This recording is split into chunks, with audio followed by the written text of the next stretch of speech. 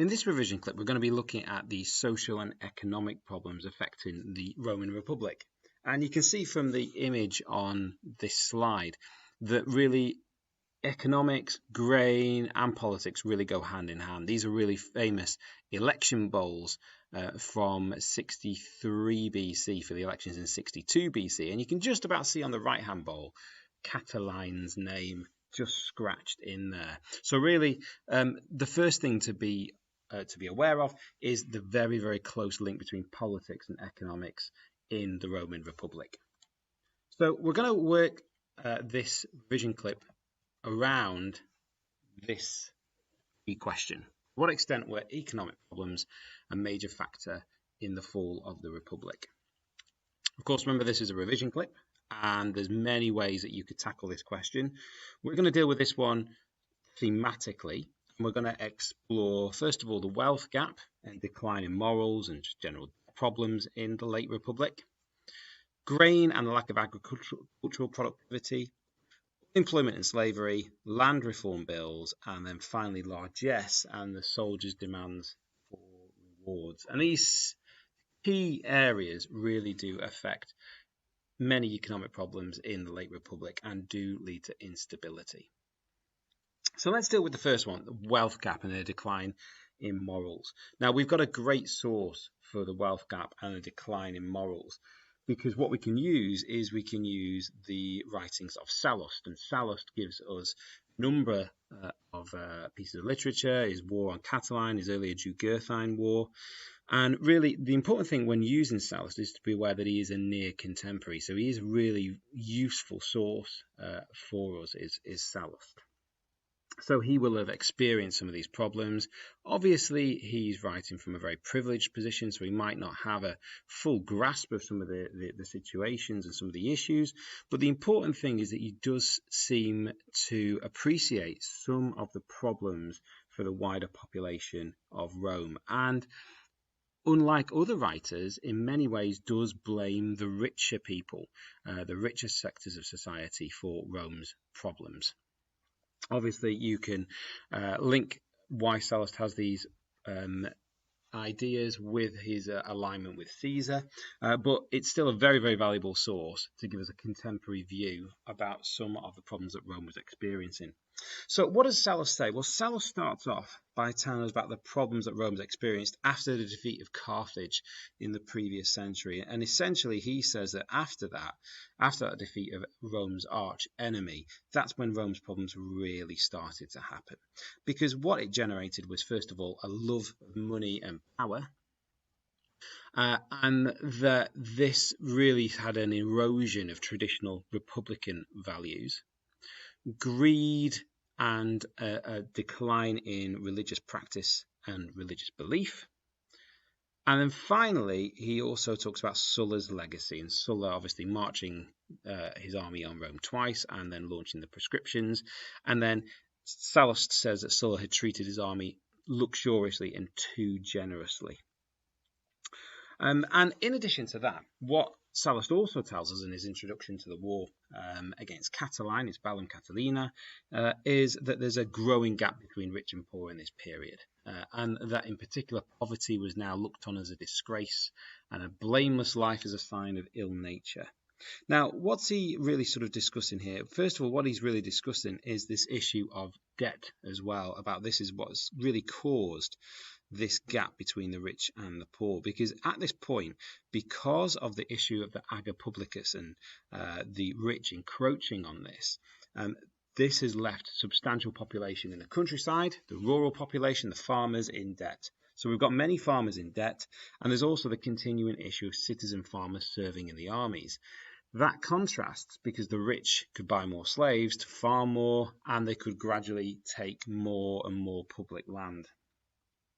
In addition to that, what's also created this gap between the rich and poor is the credit crisis in the 60s caused by the equestrians calling in their debts, and that obviously then leads to support for Catiline's policies such as tabula nova.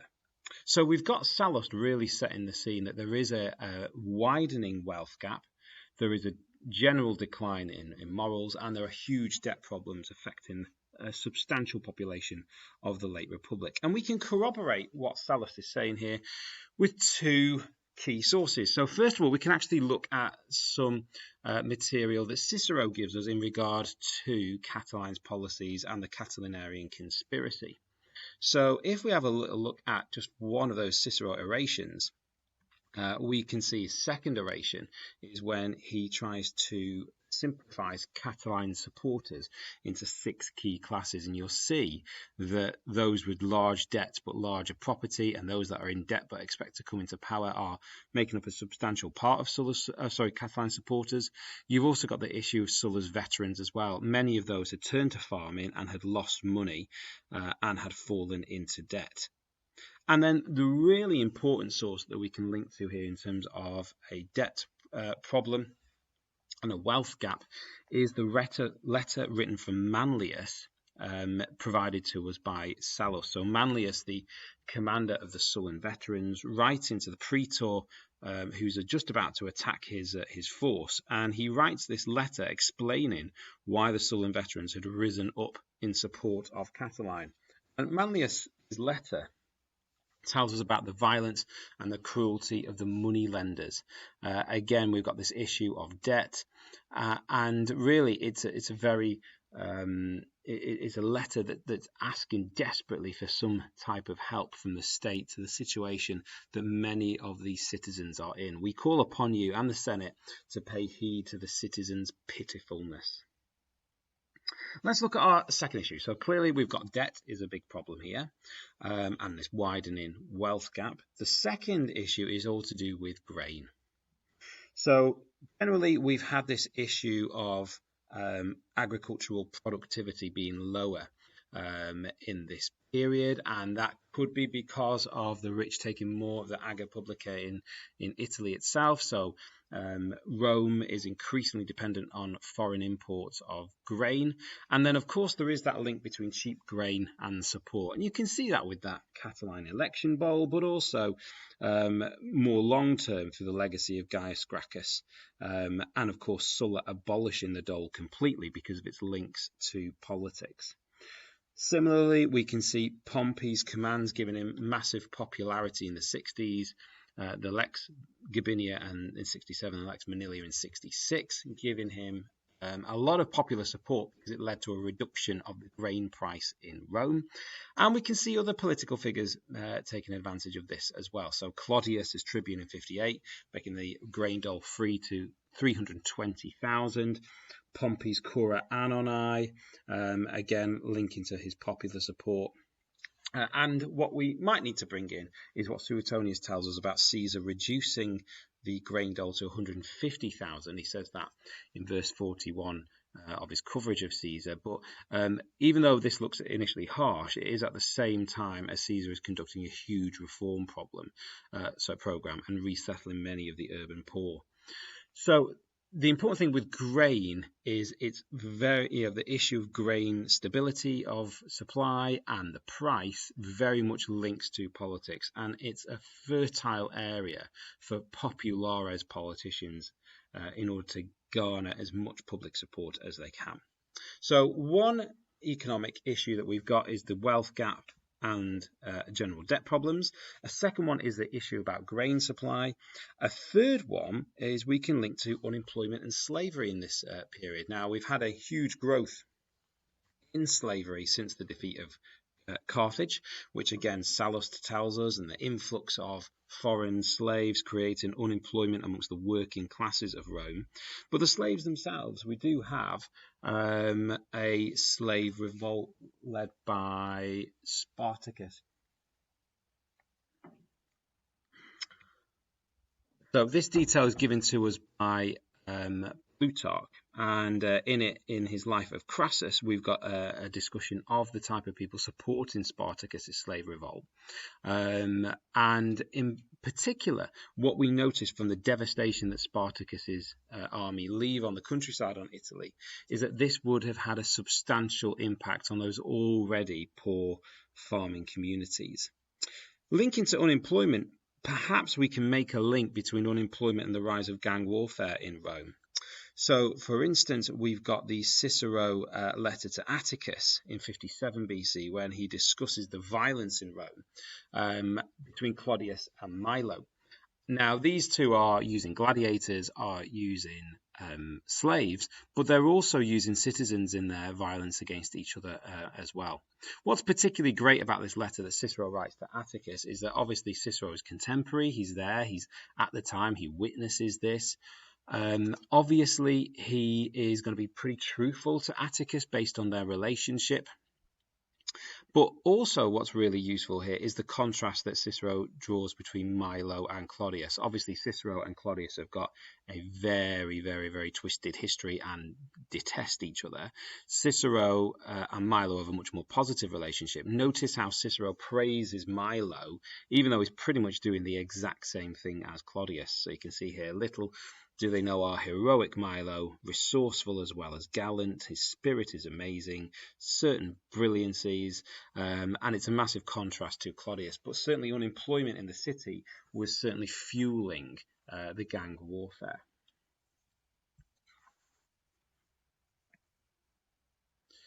So in order to deal with this, what we can see is we can see Caesar's reforms as dictator as really beneficial for dealing with many of these problems. So Suetonius, again, incredibly valuable source, writing in the 2nd century AD, secretary to the Emperor Hadrian, director of the imperial archives, but also having access to papers and letters and official material from the period as well, under no obligation to provide propaganda either. So we can be pretty reliant that Suetonius is going to tell us a fairly truthful picture about what Caesar's reforms as dictator were. So there's a vast range of Caesar reforms, but if we just shrink them into laws that directly affect the economy and social issues, we've got rewards of veterans, we've got gifts of cash and grain, public shows, the reduction of that grain dole, which we've talked about already. The issue of dealing with citizen farmers being away. So this is now limited to just, to 3 years. The dissolving of the gangs, the ancient guilds, the collegia, a third of cattlemen to be freeborn, and laws against luxury and extravagance. So Sallust, when he was putting together his Bellum Catilina, would have certainly approved of Caesar's reforms. And these reforms are very obviously populares in nature and really did try to deal with a lot of the problems that Rome was facing in this time. Let's look at land reform bills. Land reform bills are a big deal in this period, and the issue of land is a big deal. And we've seen that at the start of the module in terms of what the Gracchi were aiming to do, what Tiberius Gracchus was aiming to do.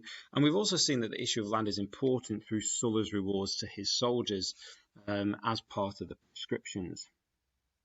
There is one particular example where there is resistance to land reform, and it comes from maybe a slightly unlikely source. It's from Cicero and Cicero's opposition to the Rullan Bill. So the Rullan Bill was being proposed during Cicero's consulship, and Cicero was completely against it. And the reason why he was against it was, first of all, you could argue that he was perceiving it to be an attack on Pompey, who he was aligned with at this time. But secondly, he's really sort of against this because he sees it as some type of populares coup and some sort of attack on the status quo, on the Republic, on the res publica. And what Cicero does in the Rullan Bill, which was to set up a land commission for the redistribution of conquered territory, what he says in this is that the people behind the Rullan Bill aren't really true populares at all, hinting that obviously there are real populares, but he says that they're not real populares. They're only doing this because of their own private, personal aims. So Cicero completely against this, even though it possibly would have actually helped the situation, in that decade.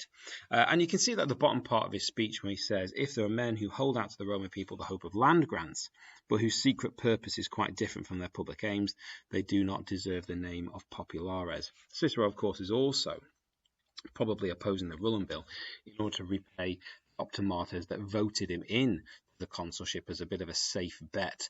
And many of those optimates backers will have owned large estates, which this was a threat to those interests. So we're going to look at our final section now. So we've looked at the wealth gap, we've looked at debt problems, we've looked at grain, we've looked at unemployment, very briefly about land reform bills. What about largesse and soldier demands? So largesse is generosity generally to the people. And again, we get some great examples of this from Caesar's dictatorship and Caesar's career. So in his early career as Aedile, putting on extensive funeral games, even though they're in commemoration of his father's death, even though he died sometime earlier than when Caesar actually puts them on. Public feast for the population as part of his triumphs, 400 sesterces to the citizens, and then after his death, 300 sesterces to each citizen as well. That policy of largesse is continued massively by Octavian, or as you might know him as Augustus. And you can see that in Augustus's res gestae, in particular, his generosity to the people of Rome and to the soldiers. So largesse is obviously clearly important in order to foster and gain support of the population as a whole. What has a slightly more inimical little twist, a more negative twist, I suppose, is the soldiers' demands. And the best way that we can really see soldiers' demands is obviously we could look at Sulla. We could look at Caesar's generosity to his veterans. But really, for me, in terms of linking soldiers' demands with being a factor in the fall of the Republic, the best area to view this would be in the career of Octavian.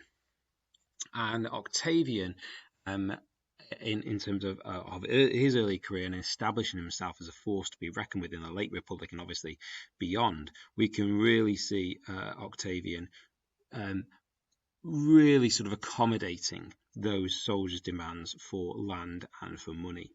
For our material, we can use Appian. Appian is writing far later than the majority of our sources, one of our latest sources.